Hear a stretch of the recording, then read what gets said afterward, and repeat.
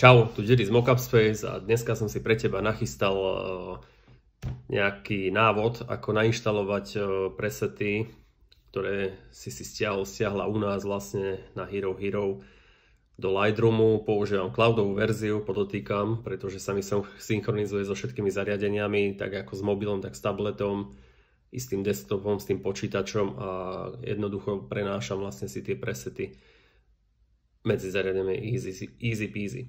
Každopádne je to ďalšia výhodná vec, pretože ja si veľakrát počas produkcie, keď fotím, importujem fotky priamo z foťáku do mobilu, kde rýchlo urobím edit.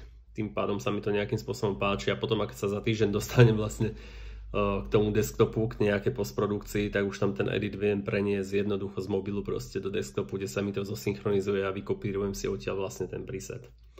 Takže je to krásna práca s tým a nejak neľúbim ten klasik, takže ako bohužiaľ ospravedlňte ma za to, ale fungujem v tomto tu. Každopádne poďme na to. Takže som na Hero Hero, stiahnem si vlastne odkaz download, je to zazipovaný súbor, v ktorom sú 4 súbory, pretože tam máme 2 presety a dodal som k tomu ešte 2 fotky na testovanie. Takže ja si dám zatiaľ stiahovať takto do počítača, do nejakej zložky. Kým sa mi to stiahne, tak si to zatiaľ napočítam ovečky. Je to rýchle, má to asi nejakých pár 80 MB, to je v pohodičke, takže otvorím si zložku, rozpakujem si to dvojitým klikom, hej, a už tu mám tie presety.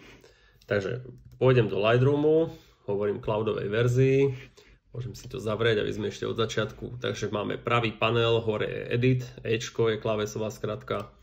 Rozbalím si to meničko, je to klasicky, kde editujeme vlastne fotku. Vidíme, že teraz je tam fotka je originál, aká je, nemá žiadny edit. A otvorím si záložku presets a tuto na toto guličkové menu, popcorn menu, kliknem a dám importovať presety. Naozaj je to na pár klikov, označím si obidva presety, ktoré som si rozvalil do danej zložky a naimportujem. Yes, máme to tam, hej.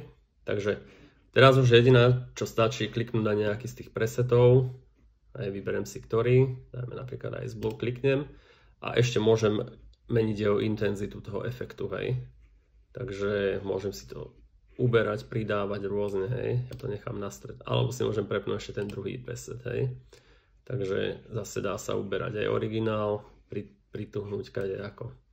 Takže tieto dva presety sú. Dôležité je, aby sa mi tieto dva presety dostali do mobilného telefónu, takže ja si ich zosynchronizujem a ukážem, ako to proste nastaviť zase na telefóne, aby to fungovalo, hej, ten sync. Dôležité je mať tento obláčik hore, zapnutý sync, nie že to budete mať v pauze, on si to zosynchronizuje vlastne celý obsah aj s fotkami, so všetkým, so zložkami, aj s presetami. OK, tak poďme sa teraz pozrieť do toho, ako to vyzerá na tom mobile. Takže klasicky otvorím si Lightroom. Tu mám záložku už svoju, hej, Hero Hero, kde to mám, tu mám presety.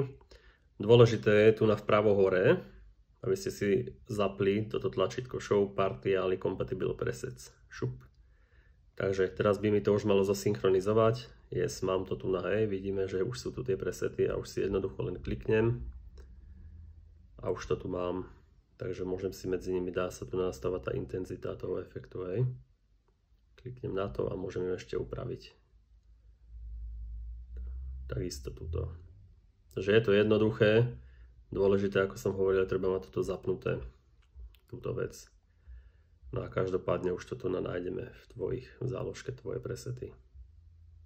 Takže tak. A milí páni a dámy, všetko, je to naozaj jednoduchá záležitosť a je to krásna práca s týmto tu, pretože to vám zosynchronizuje na všetkých zariadeniach a jednoduchý návod, jak tie presety nainštalovať.